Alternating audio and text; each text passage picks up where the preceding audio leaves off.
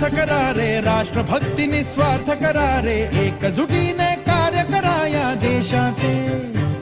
या साथी बना अनसाथ करा रे, मातृभूमी ही आज पुकारे. जागृत होऊन कंकण बांधू दिवस रात्र झटण्याचे. मातेच्या पायाशी हे अर्पण प्राणाचे, फेडूया ऋण आम्हा हा जन्म लाभला त्याचे. घेऊ हे ब्रीद हाती